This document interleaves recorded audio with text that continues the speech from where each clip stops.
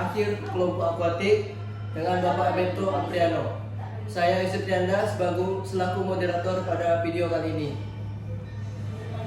Dilanjutkan dengan teman saya. Nama saya Ferdian Selubis. Nama saya Fazli Alam. Saya Muhammad Farhan Hidayat. Nama saya Dwi Fajar Dunia.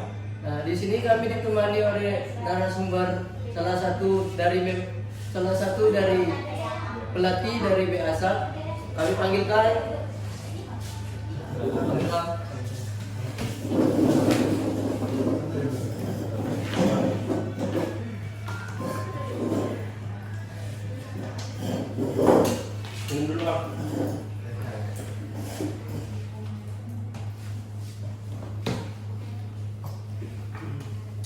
teman-teman mungkin belum tahu sama Bang Ilham nih. Ya. Kita persilakan Bang Ilham perkenalan diri dulu. Bang Ilham nih.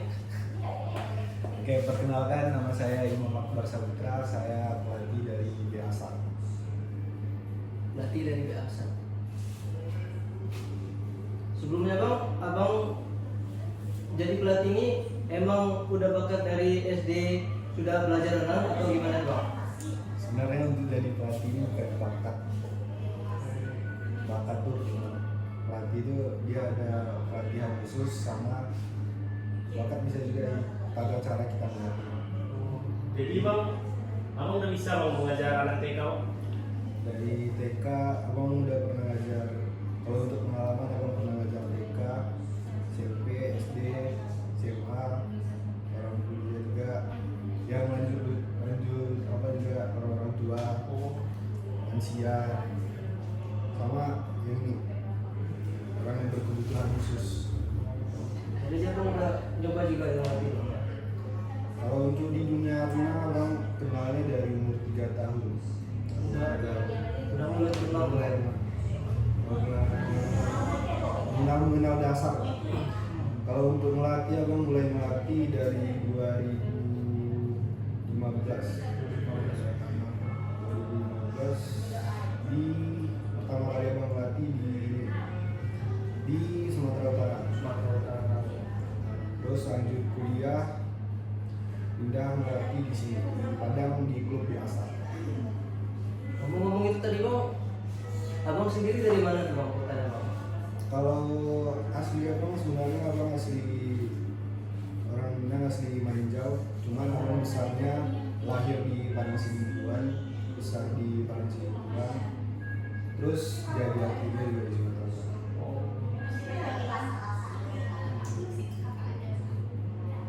Umur 3 tahun itu kan Abang udah ini tuh udah mulai dari dasar berenang kan ya. Nah, Abang ini maksud Abang tuh punya mau jadi pelatih renang tuh kenapa tuh Bang? Pertama, awal dari abang mulai melatih ini sebenarnya karena situasi sebenarnya. Dari awal corona. Jadi semenjak corona kan bisa dibilang kayak atlet ini semua panggungnya udah pada ada lagi. Terus setelah itu pelatih abang nyaranin karena itu sama juga udah vakum di situ jarang latihan. Terus setelah itu abang balik ke klub abang yang dulu, abang dikasih kesempatan sama pelatih abang untuk bantu dia ngelatih pertama kali. Di situ abang coba melatih dasar, aman ke dasar, abang naik tingkatan ke pemula, naik tingkatan lagi ke prestasi. Sampai sekarang ini abang melatih di BASAT. Abang nama klubnya apa bang waktu di Padang Sidimpuan bang? Kalau untuk di Padang Sidimpuan memang pertamanya nama klubnya BSC Tamasuk. Terus setelah kuliah, awal abang masuk di BASAT ini, awalnya abang dikenalin dulu sama UMP Aquatic. Di UMP Aquatic itu abang baru kenal sama semua anggotanya, baru adalah terbangun klub ini. Nah, abang mulai latihan di situ di BASAT. Jadi Abang ini termasuk member lama Bang ya dari atlet biasa nih Bang ya? Dibilang member lama, lumayan. Itu yang membuat Abang masuk ke BASAT itu apa tuh Bang? Yang membuat abang masuk di BASAT, satu ketertarikan abang sama orang-orang yang di dalam. Terus dari cara berpikirnya sama cara orang itu, cara ada yang namanya itu Pak Berto. Ya, Ya, betul. itu Jelasin kami jelasin sendiri. kami tuh. Cara pembagian Pak Berto yang mana menurut abang itu sepemikiran abang. Oh. Dari cara dia gimana ya, kan di BA1 dia bisa dibilang untuk tingkatan yang prestasi sampai yang dasar dibedain. Jadi pelatih dasar dia satu megang privat. Nah untuk prestasi dia dibedain. Jadi Pak Berto ini ngasih kesempatan untuk semua pelatih itu untuk mengajarkan muridnya dengan caranya sendiri. Jadi nggak ada harus ke tangan kayak harus kayak gini kayak gitu nggak. Jadi itu salah satu bikin abang ketertarikan melatih dia.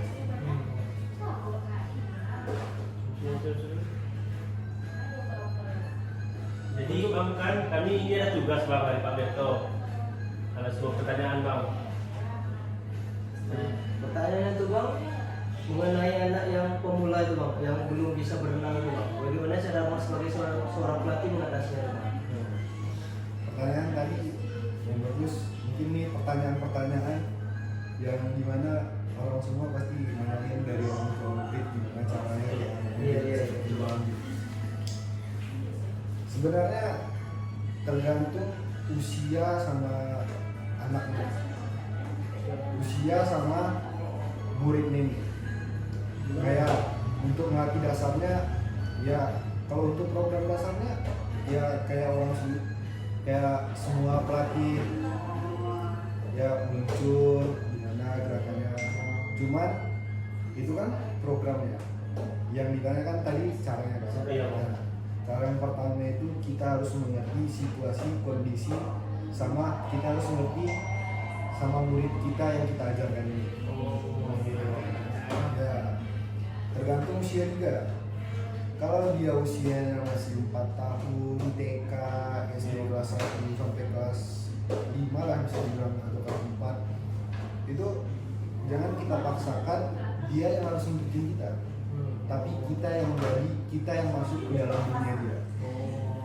Jadi tahu kan, untuk anak yang dari, apalagi kalian ini PO kan, pendidikan olahraga. Nah, kalian juga kalau misalnya kalian disuruh ngajar hampir 11 atau 12 sama kalian, kalau ketemu anak yang segitu kecil, jangan dipaksakan dia masuk ke dunia kalian, tapi kalian yang masuk ke dunia dia. Karena itu bisa dibilang kayak untuk anak 4 tahun sama TK, itu dunia orang itu masih dunia bermain. Salah satunya boleh kita masuk ke dunia dia, tapi kita ingatkan juga, kita ingatkan sama kita arahkan. Itu dia. Dari untuk anak itu, untuk anak yang apa ya, masih kecil ya. Kalau yang untuk SMA, SMP, SMA mungkin udah bisa diarahkan, lebih mudah kita melatihnya. Untuk anak kecil itu caranya kita masuk ke dunianya dulu, kita ikuti semua prosesnya. Kita misalnya dia mau ajak kita main, kita ikutin dia bermain dulu. Setelah kita ikutin dia bermain, baru kita arahkan sedikit demi sedikit. Jangan langsung kayak gini ya, kayak gini ya, kayak gini ya. Semakin banyak suara yang dia dengar, semakin malas dia. Jadi besoknya dia langsung malas, sama dia bisa jadi dia bilang ke orang tuanya, "Dah mah, malas ngelatih, dipaksa gini-gini." Iya, betul. Apalagi anak kecil itu kan udah bosan bang ya. Nah, itu dia. Apalagi anak kecil itu udah bosan, udah ngerti lah mood anak kecil. Iya. Apalagi anak kecilnya yang bisa dibilang yang praktik. Nah, itu sebenarnya seru melatihnya. Dan anak yang praktik itu seru, karena dia kan aktif sana sini. Jadi itu kayak yang tadi pertama kali, kita yang masuk ke dunia itu, kita ikuti cara bermain dia, kita arahkan pelan-pelan. Mungkin untuk dasarnya kita bisa mengajarkan dia dulu untuk atur pernapasan. Atur pernapasan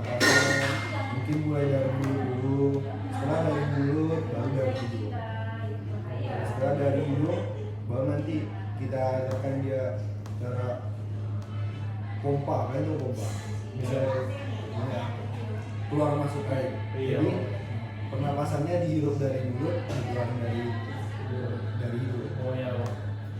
Jadi bang, sebaiknya kita ngajari sebuah anak ini di pagi hari, siang atau sore bang? Waktunya bang. Kalau untuk waktu sebenarnya nggak ada masalah. Kapanpun waktunya bisa. Intinya lihat kondisi juga. Kalau kolamnya yang terbuka jangan diajak di siang.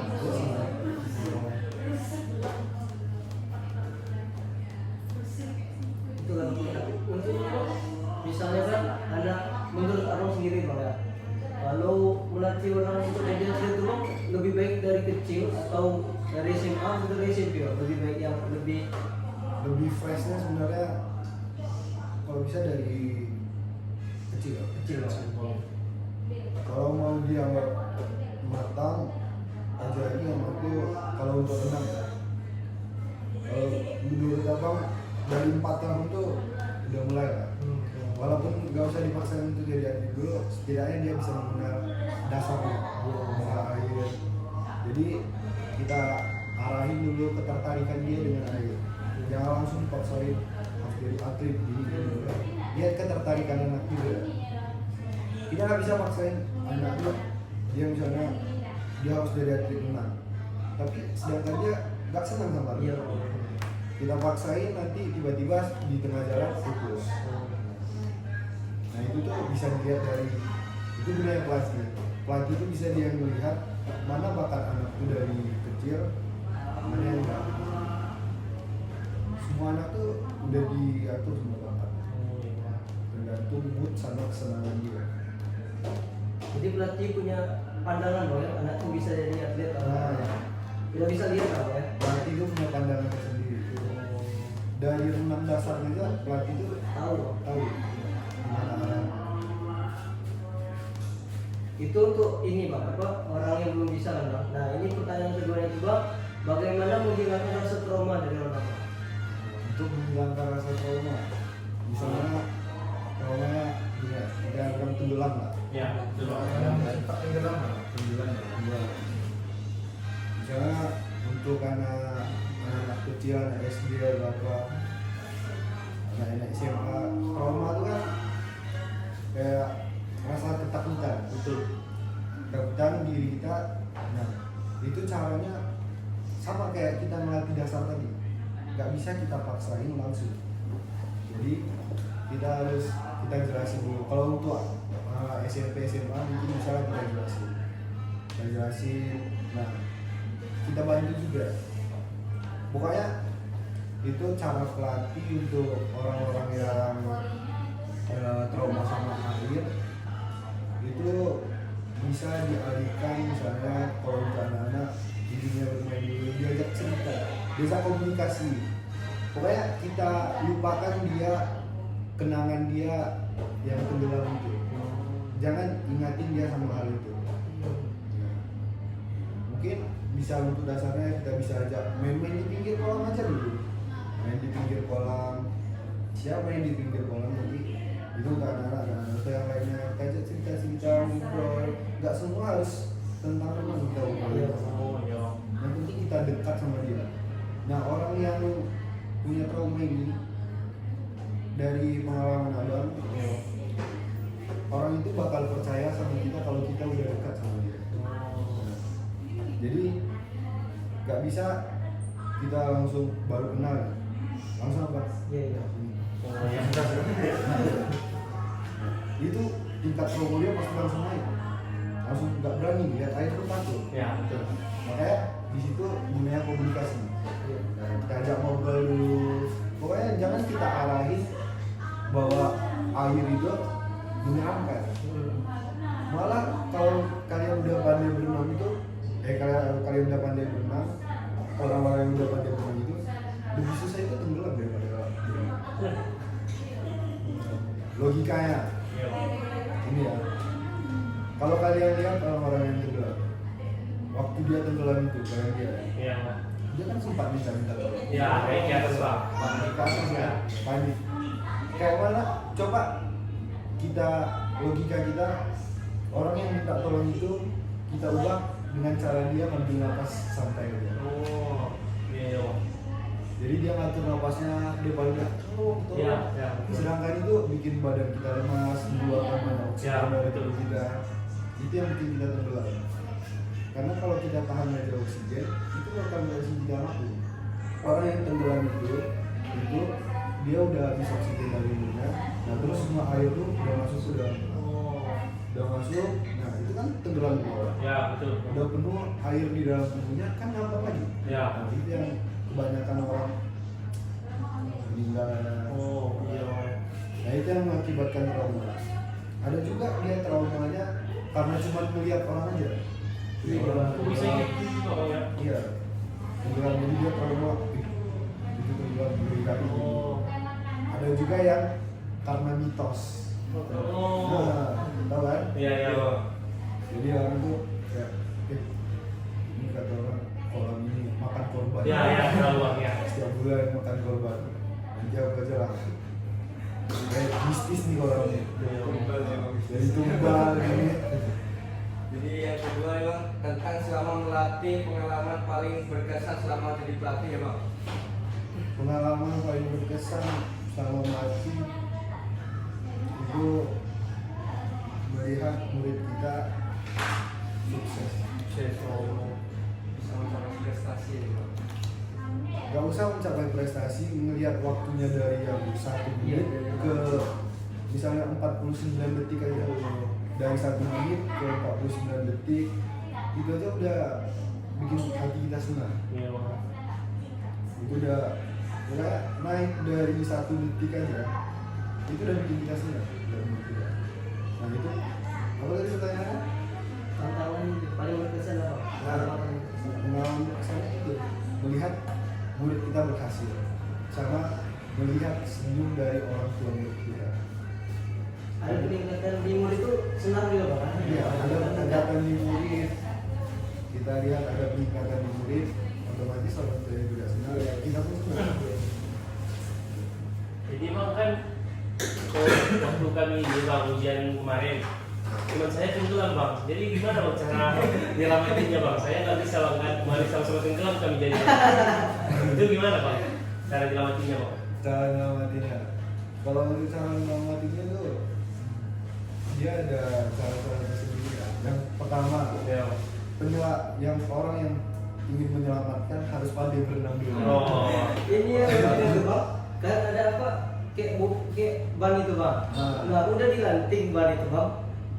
Pas badan dilanting nggak ada dia, nggak ada ditarik dia Iya. Bang. Malah perdinya benar mati perdinya gitu. Ya itu Bang. Nah iya, untuk SOP kolam itu kan dia harus ada ban Iya. tadi kan. Nah, itu kita kan udah lempar dulu. Iya. Kadang orang yang tenggelam ini Nggak tahu juga. nggak Ya. dia Ada panik Ada ya. panik Karena kan? ada panik. Kayak aku bilang tadi udah muter-muter energi mungkin. caranya cuma satu, yang menyelamatkan harus pandai berenang. Berarti belum ada. Bisa kali ya. Jadi bang, menurut apa mana nih bang yang lebih susah mengajarkan orang yang belum pernah berenang sama sekali sama orang yang trauma? Lebih sulit orang yang trauma. Oh. Pendekatan lebih lama. Pendekatannya lebih lama, prosesnya lebih harus mendalami sama ini. Kita harus ngerti keadaan dia sama yang trauma dia. Nah sama orang yang trauma itu kita nggak bisa keras. Dan begitu. Iya, kita harus sebut. Kecuali mungkin untuk anak SMP Iya Bang. udah di ujung udah 100 kali pertemuan, nyentuh air pun nggak berani. Iya. Mungkin boleh lah kita paksain sedikit. Tapi kalau untuk anak kecil jangan, karena itu bakal meningkatin rasa trauma dia.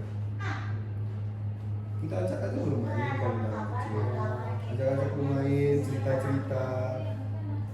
Sama kayak yang tadi kita masuk ke dunia dia, kita kenalkan sama dia air itu, kita jauhkan rasa takut dia dari air itu, kan banyak. Main di pinggir kolam itu salah satu cara untuk menghilangin trauma juga. Main di pinggir kolam, nyentuh air. Nanti setelah itu tenggelamin kakinya dulu. Pelan-pelan. Pelan-pelan. Kakinya aja dulu, walaupun cuma sehari, cuman kaki. Besoknya kan udah sepinggang, Iya. udah sebahu, soalnya dimasukin semua lagi. Bukan ditenggelami, jadi diajarin.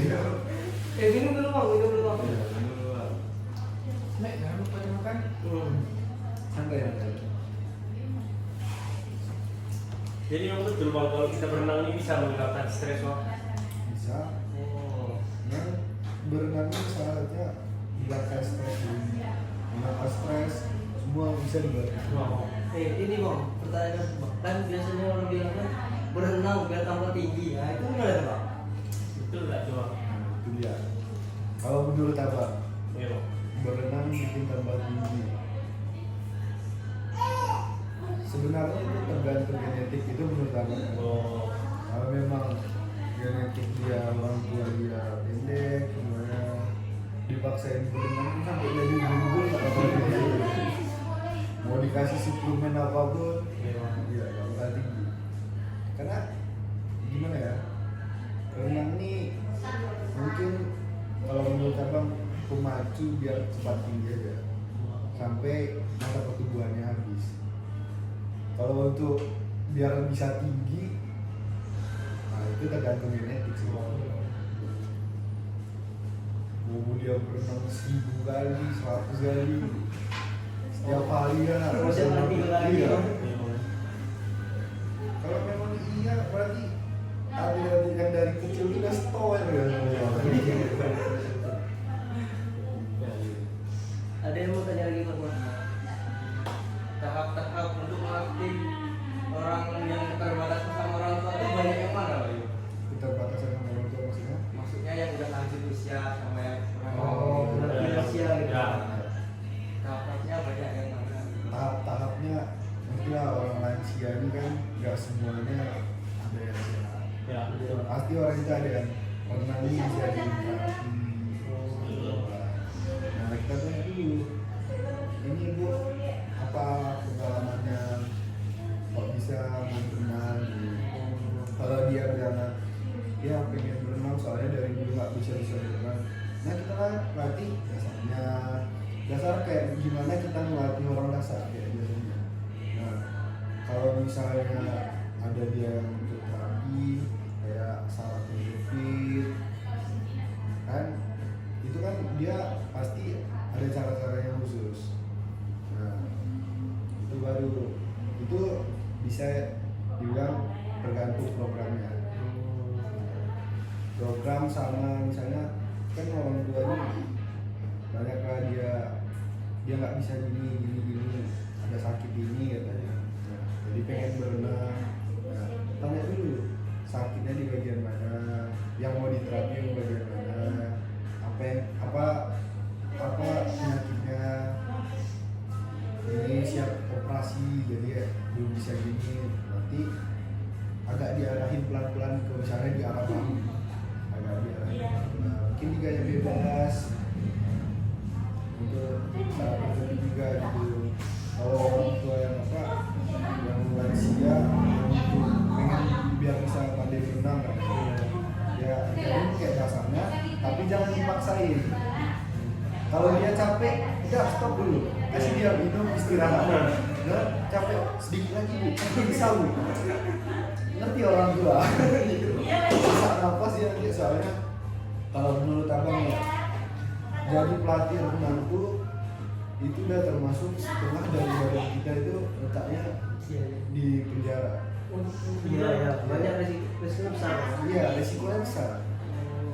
Soalnya ada apapun yang kejadian di kolam sama di kolam, yang kena pelatihnya. Tanggung jawab bang ya. Iya. Karena bukan abang membandingin sama olahraga yang lain ya. Mungkin resikonya sama-sama banyak kan. Iya. Kalau di renang kan, misalnya ini pelatihnya satu, muridnya 20. Iya. Emang bisa dia jamin dia kelihatan gitu. Betul betul bang. Kalau untuk orang-orang dewasa yang dia latihnya, mungkin senior-senior dilatihnya bisa lah dia megangin 20 orang. Nah itu dia abang sukanya sama konsep biasa gitu. Orang itu punya pelatih satu pelatih, satu murid untuk menentukan. Jadi nampak dia kefokusan pelatih sama kefokusan kita sama murid itu. Jadi kita fokus cuma sama satu murid itu. Nah, kalau yang untuk senior itu cuma kita baca-baca pada ini dengan segini. Kalau itu dasar kita suruh ini benar kesana ya, ini pelatihnya tenggelam tiba-tiba tahu pelatihnya nggak padu benar ya ada nampak korban jadi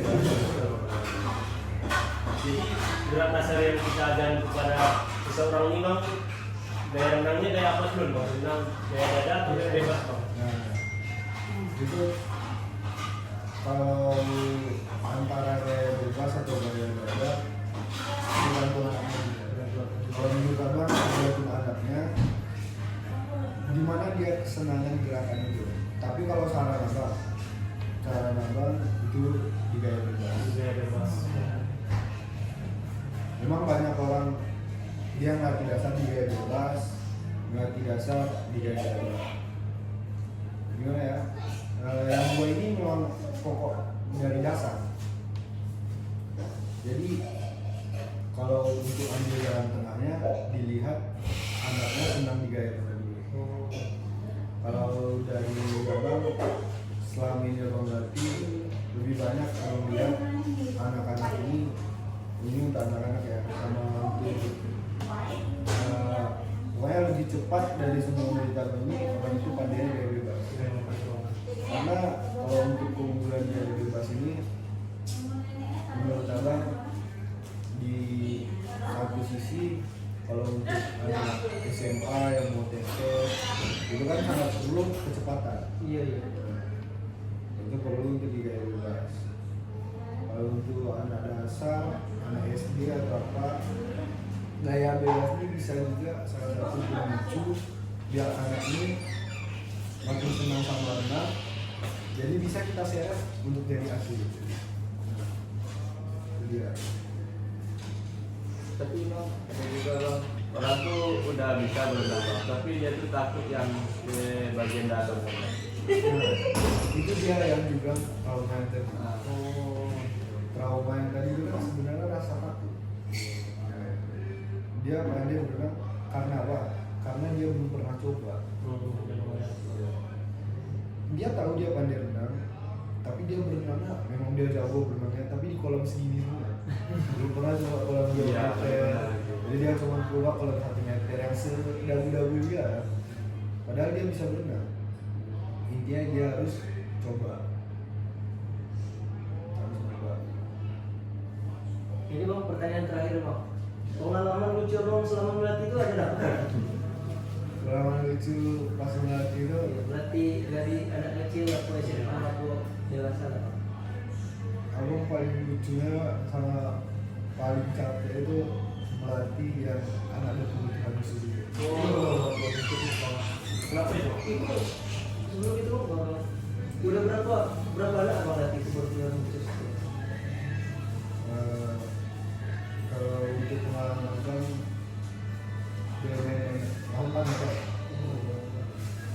jadi ada satu cerita bang dulu waktu melatih anak berkebutuhan khusus ini.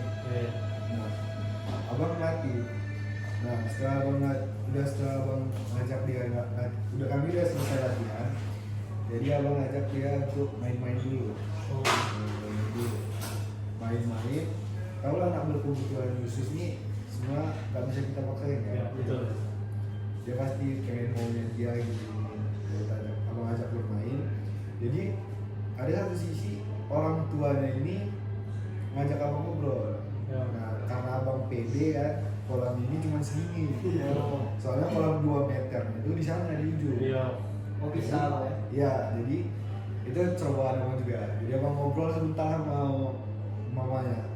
Abang ngobrol sama bundanya, mamanya.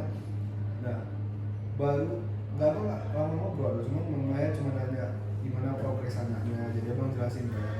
Nah, abang pirasat abang dia masih di kaki abang main-main. Pas abang lihat dia udah lari ke kolam 2 meter. Nah, di situ kan panik kalau lari kejar. Cuman abang tetap dari jauh. Abang tetap dari jauh, dia melompat, abang bilang ini tidak. Abang lompat, nah ternyata dia praktekin hal yang abang ajarin dasarnya. Nah, pas dia udah capek, udah mau mungkin udah mau tenggelam, abang lihat, baru abang bantu. Cuman itu tergantung pelatihnya ya. Tergantung cara pelatih melihat muridnya. Jadi tak bisa mentang-mentang kayak udah ajarin anaknya renang kan. Kayaknya dia lari kayak gitu. Iya,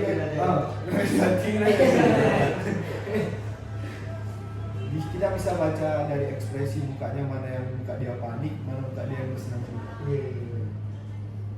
Jadi itu salah satu cerita lucu juga pas abang melatih.